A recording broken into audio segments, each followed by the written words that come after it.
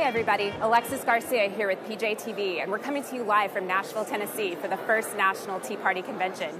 Now, as you can see behind me, a lot of activity is ramping up, a lot of last-minute preparations are underway. Now, conference organizers are expecting about 1,000 grassroots activists, as well as 100 media news outlets. You can see some of them behind me right now. But PJTV is the only place where you can find live, real-time streaming footage of conference events, including speeches by Andrew Breitbart and Sarah Palin. Also, PJTV favorites Glenn Reynolds, Dr. Helen Smith, and Dana Lash will be here as well to give you live news reporting from the ground. You're not going to want to miss it. Speaking of PJTV favorites, we're going to toss you now to our Los Angeles studio, where Bill Whittle is with Andrew Klavan. Over to you, Bill. Well, thanks, Alexis. We'll be going back to Nashville shortly for more ongoing coverage, but right now, I'm joined in the PJTV studio by my friend Andrew. That can't be right. My friend Andrew. Just read the script. Teleprompter error of some kind there. My friend Andrew Klavan is here. He's the author of best-selling novels and screenplays like True Crime, Don't Say a Word, Empire of Lies, and the new Homelander series for young adults. The latest installment in that series is called The Long Way Home. It's available now at Amazon.com, and you owe me 20 bucks here. It's great to see you, Andrew. It's good to see you, too. Now, when Andrew Klavan is not ruling Hollywood with an iron fist, he can usually be found doling out sage and profound observations on the culture of our times. That's why we've enlisted him to give us his thoughts on the Tea Party Convention and the movement in general. Now, you and I have a lot in common, and one of them is we've both spoken at these Tea Party events. That's right, that's right. So let's just give people just sort of a general idea what this whole thing is about, just based on your experience with it. Well, my experience speaking at the Tea Party was really interesting because I went there, I looked out and I saw the people that I feel we serve, the people who make up this country, the people who really are not political in the sense that we mean it, where they want to be involved in politics every day. They're just the people who want to be free. the people who started shooting at Lexington and Concord. Right. That's right. It's like, get off my land. And I left that place. I was off the ground. I mean, I was floating in the air. And that very night, a friend of mine called me up and said that some of the Republican Party leadership was at her house, and would I come by and join them for a drink? And I won't tell you who it was, but I went over there for a drink, and by the time I came out, I was suicidal. And so I had a chance to see exactly what the Tea Party movement was. It's what the Republican Party used to be. It was what the party was formed to address. It's the people. It's the people who want small government, checks and balances, not confiscatory taxes. They're willing to chip in. They're willing to give a little bit. They're willing, I think, for there to be a basic welfare state if there's some kind of interplay between worth, what you put in and what you get out. But they don't want the government solving their problems, running their lives.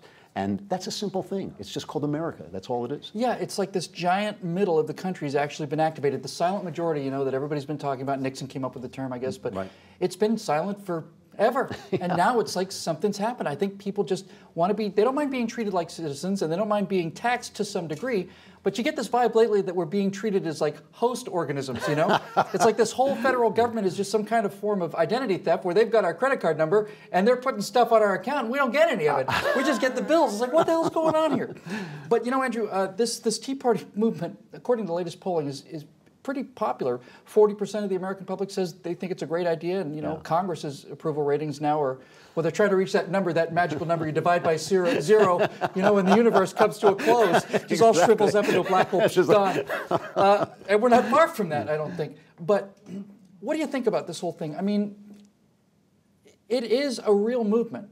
Yeah, and you mentioned it's kind of the soul of what the Republican Party should be and used to be. Right. Well, exactly that. I mean, the thing that is so striking about it is that how fast it happened. How fast, we're talking about 40% of the people are looking at this and thinking, yeah, that's me. That's what I believe in. Whereas as the political parties, the Democrats and the Republicans, they go up and they go down according to how they behave, but nobody trusts them. Nobody likes them. Nobody admires them. These people, I think, the people are looking at their television saying, oh yeah, that's me. That's what I was just saying that to my wife. I was just saying that to my husband. And I think that is what they've lost in Washington. It's probably the easiest thing to lose, is being in touch with the people that you serve. Yeah, they're not one of us anymore. Right. That's exactly right.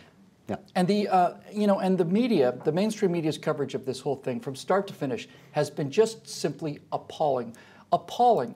Not just not covering things and not just, oh, apparently there's 80,000 people in Washington, we didn't even think to get a camera out there. No. I spoke at the event in West LA, it was 6,000 people, nobody there. So what do you think about the media's portrayal of this? Not only are they missing the boat, they're purposely misleading the American public about this, and that tells me they're really scared.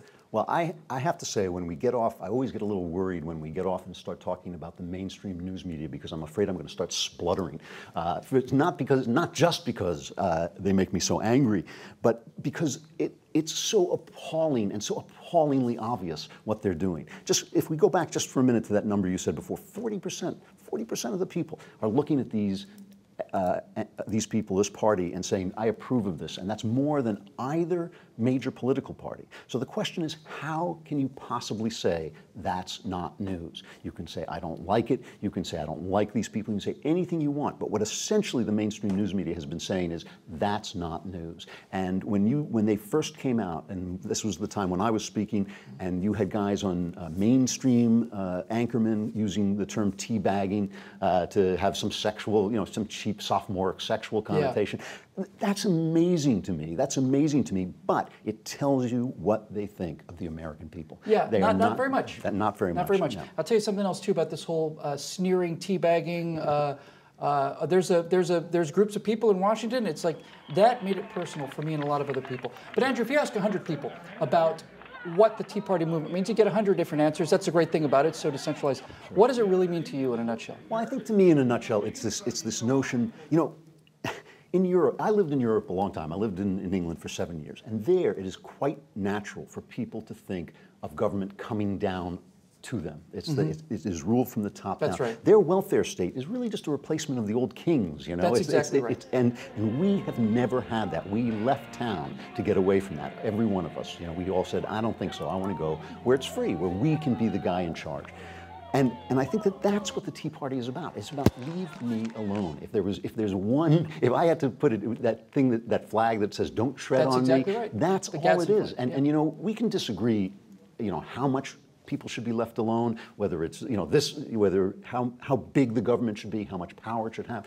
But basically, if the basic premise is you're in charge, not them, then it's a totally different way of looking at it. The other day, Barack Obama started talking about, he said, I'm not an ideologue, wonderful phrase, yeah. And he started saying, I'm not going to leave Warren Buffett, I'm not going to cut his taxes. And I thought behind that is the assumption that somehow Warren Buffett's money belongs to him. That's right. It doesn't belong to Warren Buffett. No. And my assumption is that Warren Buffett's money, no matter how much he has, and no matter how little I have, is his. And the government takes it only insofar as it has an excuse. And that, I think, is the key difference between Europe and us, and between the Tea Party and the Democratic Party. Well, this anti-fascist, pro-freedom attitude of yours will be soon corrected, my friend, I assure you. When the education bus comes by, we'll get you off to the correct camp, and we'll straighten out that. They're still looking for we'll straighten out that flaw in your thinking very, very shortly. Thanks, Andrew. It's astute as always. Always great to have you here. And Andrew Klavan, of course, will be with us just a little while longer when we come back. But we will be discussing Sarah Palin's role when we return, because she is the keynote speaker at the convention. Right now, though, we're going to speak with Mark Skoda, the National Tea Party Convention spokesperson. He's at the convention in Nashville. Alexis, take it away.